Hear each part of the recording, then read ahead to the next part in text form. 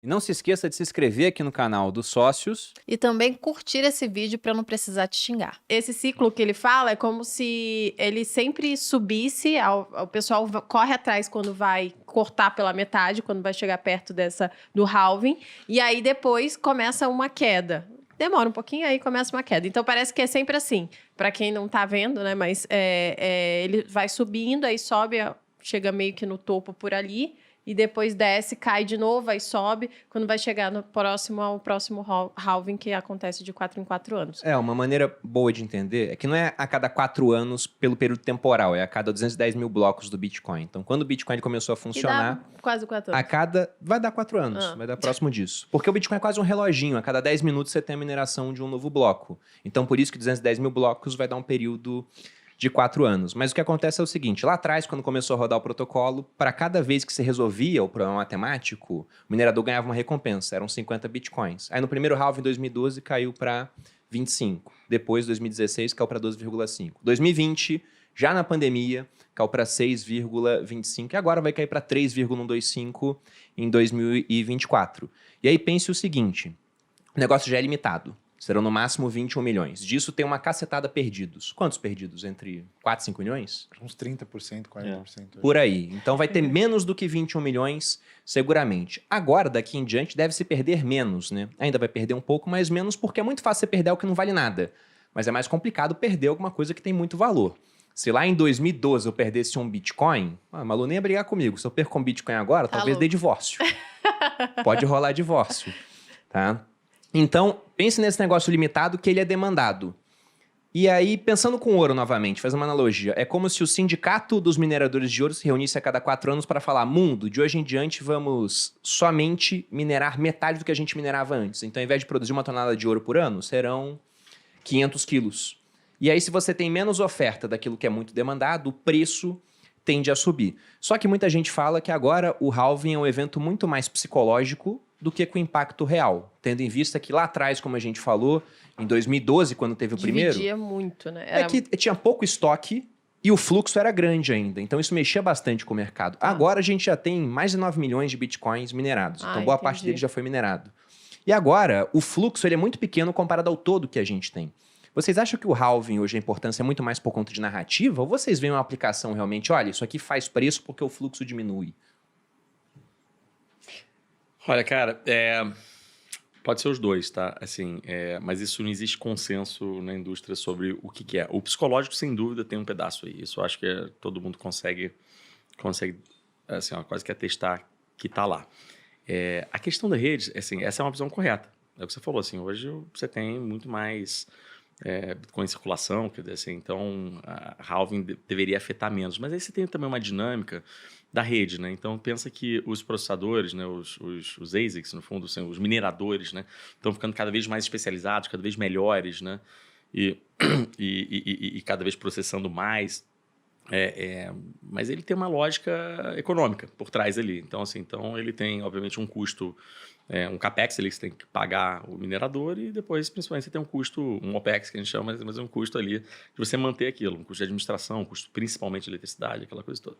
Então, essa conta tem que fechar. E essa conta se autoajusta ali relativamente rápido quando você olha na rede, né? Então, se isso não está valendo a pena pelo preço do Bitcoin, para a turma ali que está recebendo essa recompensa que agora é pela metade, depois pela metade, depois pela metade, o cara começa a desligar máquina, porque o cara não vai pagar para trabalhar, né? Então, tem uma relação que, óbvio que você tem vários modelos por aí, mas assim, ainda não é claríssimo, não é consenso de como é que ela influencia exatamente no preço, mas que basicamente você tem que conseguir pagar a conta e isso força também a uma lógica de você jogar o preço para cima. E aí você tem também uma influência de o que a gente chama de long-term holders. Aquela turma fala assim, opa, o preço está bom, eu acredito muito nesse negócio, eu vou guardar esse negócio, eu vou segurar por muito tempo, então você reduz estoque. Então você tem um processo ali que econometricamente é complexo a beça, que eu não vi ninguém conseguir fazer um modelo robusto o suficiente para todo mundo ganhar consenso e falar assim, não, esse aqui, ó, esse aqui é isso mesmo. Mas agora, quando a gente só olha a história, quando a gente olha para trás, assim, é o que a gente falou, esse negócio é bem reloginho.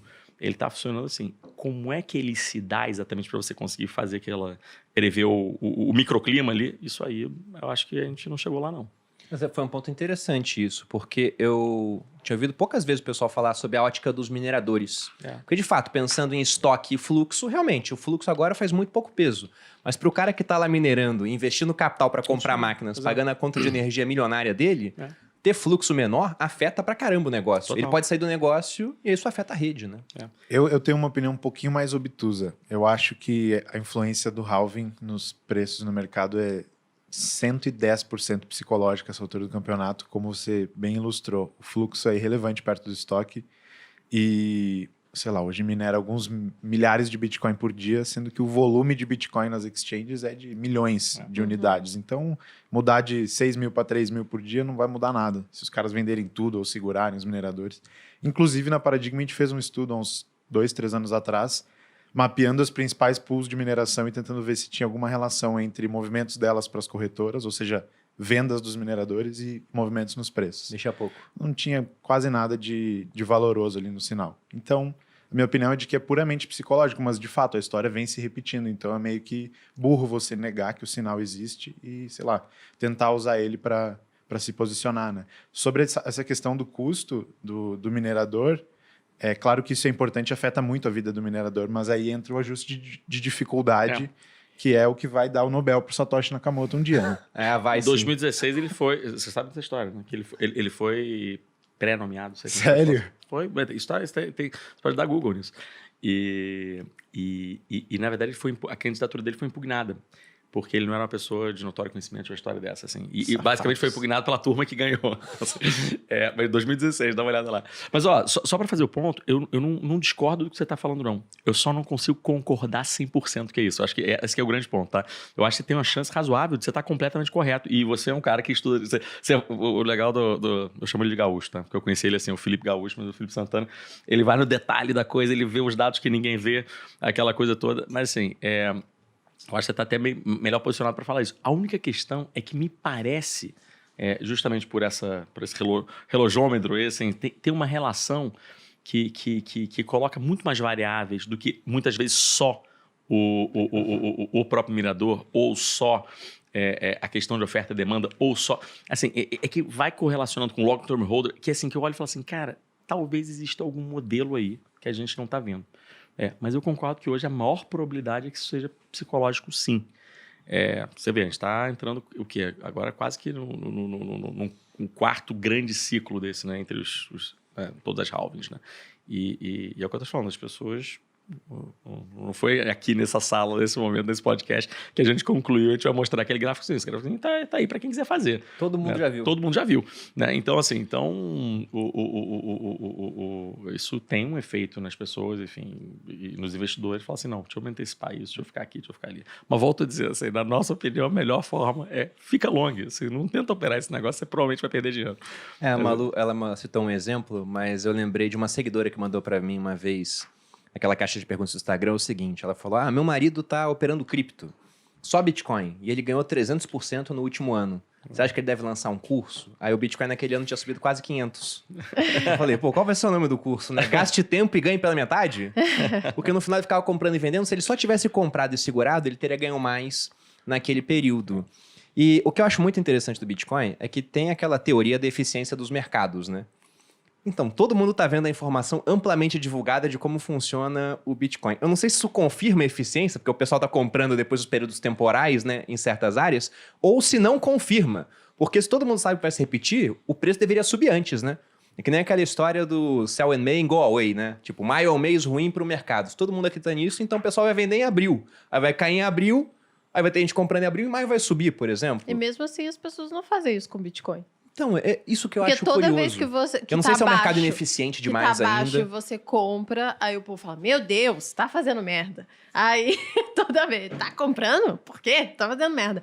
Aí, quando tá aumentando e você fala, vou vender, o povo, mas vai vender, larga de ser burro. Aí, tipo, não faz sentido. Não, é curioso, porque aquilo que a gente estava comentando antes do podcast, né? De como as pessoas querem pagar caro ao invés de pagar barato. Na terceira turma do Viver de Renda Cripto, a gente praticamente acertou o fundo do Bitcoin. Que teoricamente seria o melhor momento. Não, seria ótimo aprender poder e comprar comprar. ali. O fundo temporário, né? Tava em torno de 20 mil, depois veio a quebra da FTX, caiu mais, foi para 16. Mas a gente acertou o fundo durante um período de uns 5 meses, estava ali no fundo, 16. oscilando ali.